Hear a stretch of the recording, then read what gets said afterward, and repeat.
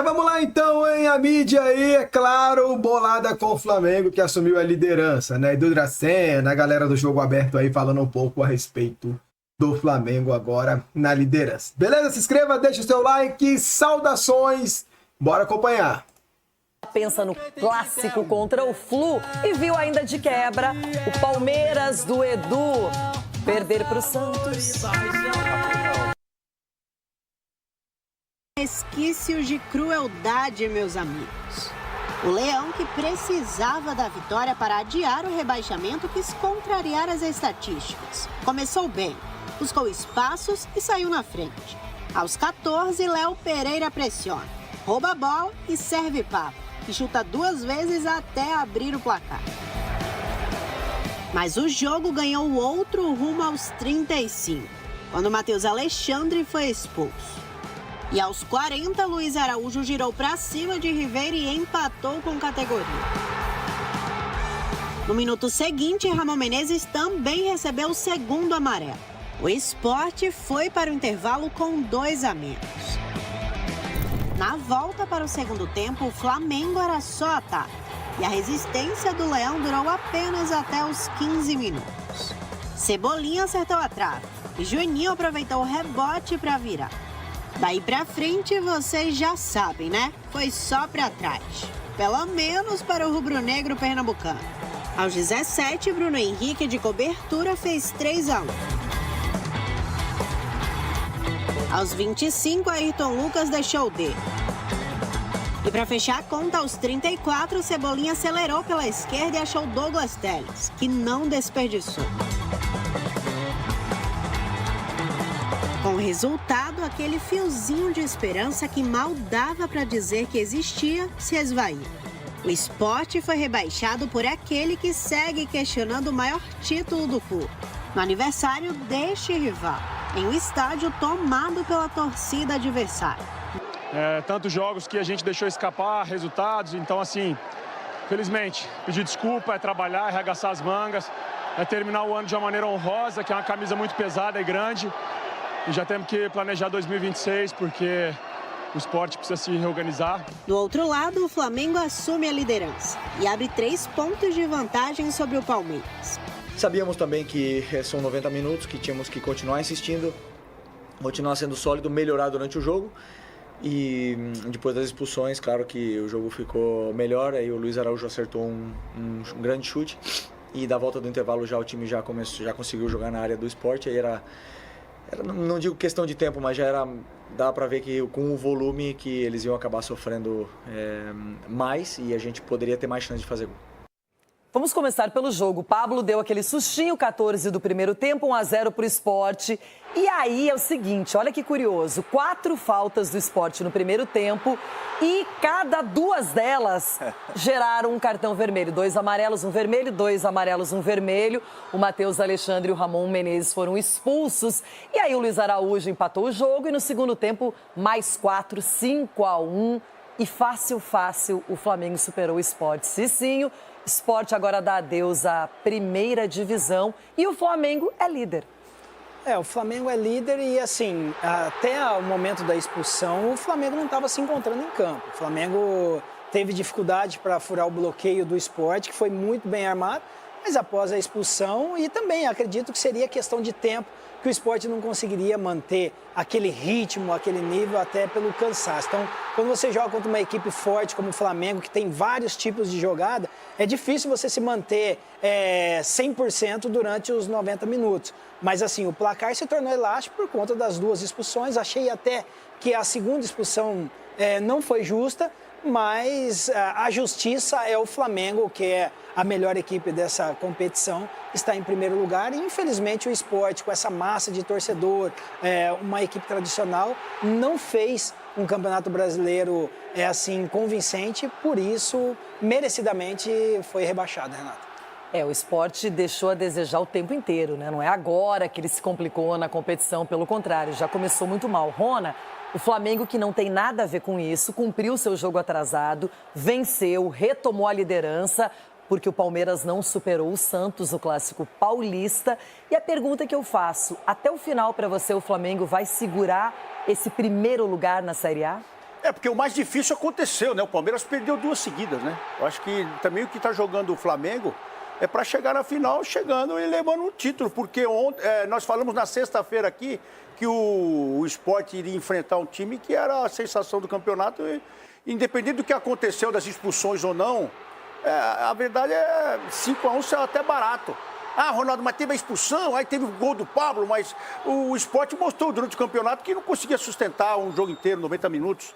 E a verdade é que até o seu presidente abandonou o barco no meio do caminho, aí no meio da semana. Então, na sexta-feira, a gente cantou a bola aqui. Eu falei que ia ser 5-0, 4-0. O Cicinho acho que acertou o placar, falou que era 5-1. Então, a gente já sabia o que ia acontecer. Agora, quem facilitou a vida do Flamengo foi o Palmeiras. Tomar 2 tacas e aí agora, para segurar e para reverter, tem que chorar. Só chorando para tentar reverter. O Sport só ganha do Corinthians, pô, nem para ganhar do Flamengo. Então, o Sport ganha do Corinthians, que tá uma draga, uma nhaca. E aí pega o Flamengo, 5 saiu barato. Não tem nada a ver com a expulsão, nada. E o que me espantou nesse jogo foi o Sport sair na frente. É que já tinha feito a mesma coisa contra o Galo. Fez 2-0, tomou 4-2 na outra rodada. E agora também conseguiu abrir o placar e não sustenta. Por isso é que vai para a Série B e vai ter que se reformular muito o time do Sport. Já o Flamengo estava bem desfalcado também. A gente viu o garoto Douglas fazendo o gol, Juninho ressurgiu com gol, não é? E Edu, então a gente viu um time que também fez o que deveria e contou com o tropeço do Palmeiras. Não, mas a gente falou aqui no programa de sexta-feira que o Flamengo iria ganhar do Sport, né? Porque a gente viu, né, o poderio que o Flamengo tem com os jogadores, né, o elenco que o Flamengo tem, e mostrou isso aí no jogo. E o Felipe Luiz sabe muito bem o que ele tem nas mãos, né, as peças que ele tem, ele sabe o momento de colocar, né, o Everton Cebolinha voltando a jogar novamente na equipe do Flamengo. Então a gente vê que o Flamengo hoje, não é só o de hoje, a gente vê que tem um comando, que é o Felipe Luiz. Agora, o Sport, Renato, era questão de tempo realmente, um time muito frágil, né, fisicamente também, taticamente, a gente vê que, por mais que conseguiu fazer o gol na frente do Flamengo, mas, como o Cecinho falou, era questão de tempo, até pela postura e pelos jogadores que o Flamengo tem de qualidade. E o Felipe Luiz, além de falar sobre a vitória diante do Sport, ele também se manifestou sobre o julgamento e a absolvição do Bruno Henrique, e o jogador também falou sobre o assunto. A resposta que eu tenho que dar é dentro de campo. As críticas que recebi, pessoas, né, jornalistas, a todo tempo falando de uma forma muito pesada, né? Eu vi muito isso, muita raiva, muito ódio dessas pessoas, mas que Deus possa abençoar eles. E a resposta que eu tenho que dar é pro Flamengo, nosso torcedor, e é isso que eu vou fazer daqui para frente. O que eu quero fazer é só jogar futebol e esquecer o que ficou para trás e me preparar cada dia mais, treino por treino, jogo por jogo, para mim chegar no dia 29 bem e conquistar esse título que todos nós queremos, né? Eu imagino que o dano na imagem dele é irreparável, né? Não se falará que ele foi absolvido das acusações desse artigo, do mesmo jeito que foi falado que ele era acusado, né? Então, ele deve falar, e a única coisa é que isso sirva de aprendizado, né? Porque muitas vezes crucificamos uma pessoa antes de ela ser julgada e condenada em última instância, e isso é injusto, né? Porque duvido que ele vai ficar 8 minutos agora no Fantástico falando da absolvição que ele foi absolvido no julgamento. As pessoas têm acesso à informação, as pessoas têm acesso ao que está acontecendo e temos acesso a resultados de julgamento também. Edu, agora está definido, pelo menos na Justiça Desportiva, na Justiça Comum ainda não, mas ele voltou a jogar e continuava jogando, na verdade, tinha esse efeito suspensivo, fez um golaço, ajudou a construir uma vitória, e é um jogador que o Felipe Luiz, em campo, não abre mão. Não abre mão pela qualidade que ele tem, Renato. Independente do profissional, a gente não está falando do Bruno Henrique, a gente está falando do caso. Então, o caso realmente que a gente viu, as provas ali, é porque o STJD, de repente, achou que não deveria ser punido. Mas agora também tem a Justiça Comum. Vamos ver se ele vai ser punido ou não. Vamos aguardar. Agora, o que a gente viu realmente, auditores, torcedores, né, votando. Então, para mim, se coloca um pontinho de interrogação. Será que foi realmente justo? Mas a gente só a justiça de Deus que a gente tem que ver. Eu acho que o mais importante de tudo, independentemente disso aí, boa sorte para o Bruno Henrique, torço para que ele possa fazer o melhor, né, para o Flamengo, para o seu clube. Agora, o que a gente tem que ter é lisura, a gente tem que ter clareza. Só que nesse julgamento, para mim, não teve muita clareza. Só para arrematar, Cicinho, qual foi a sua opinião? Porque ele, em campo, mostrou a qualidade de sempre. O que o torcedor espera do Bruno Henrique. Ele é esse cara que é uma referência, né? A experiência, é um cara que chama a responsabilidade.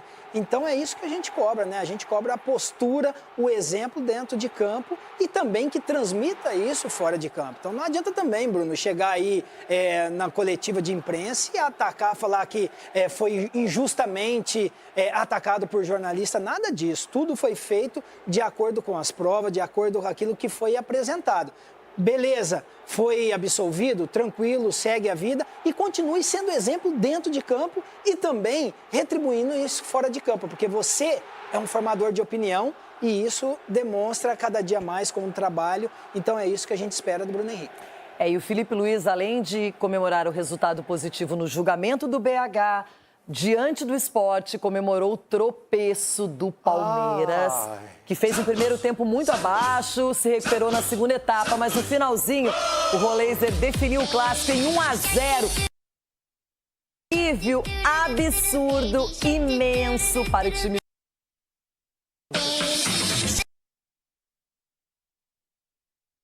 Inteira, com luzes e o fogo da esperança. Clássico da saudade. Saudades do Neymar e dos velhos tempos.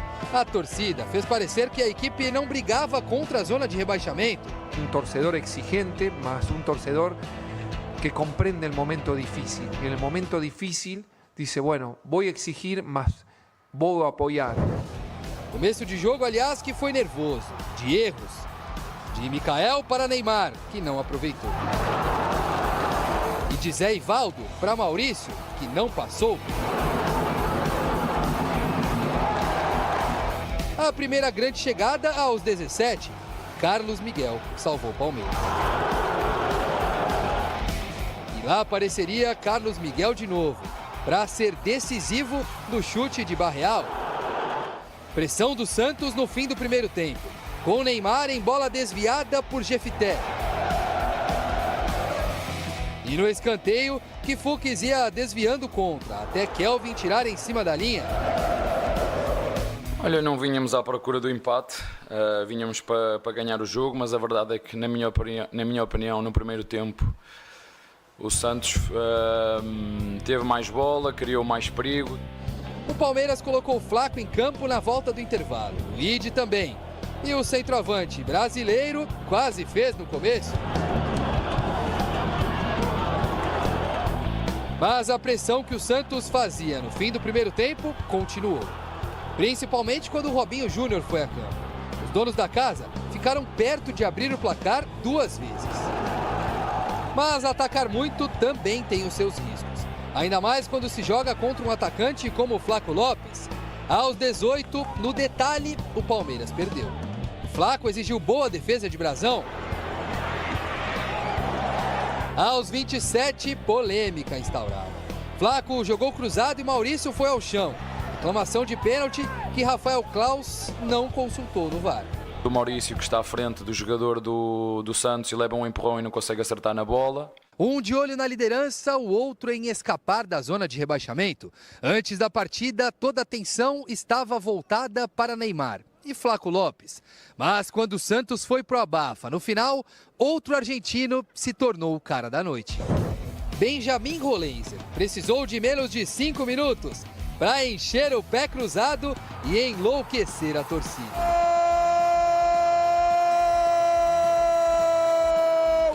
Do Peixe!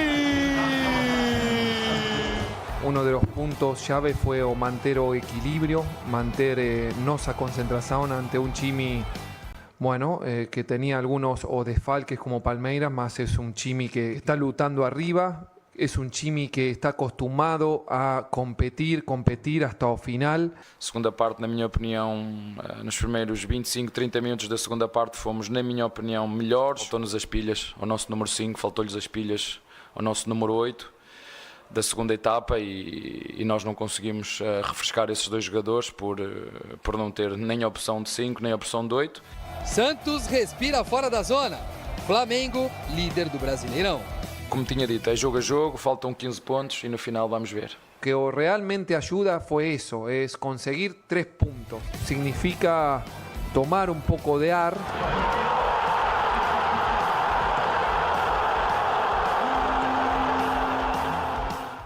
Explicações. Depois eu vou perguntar se foi pênalti ou não no Souza, no Maurício, mas eu quero começar por explicações para a derrota do Dracena. Direto e reto.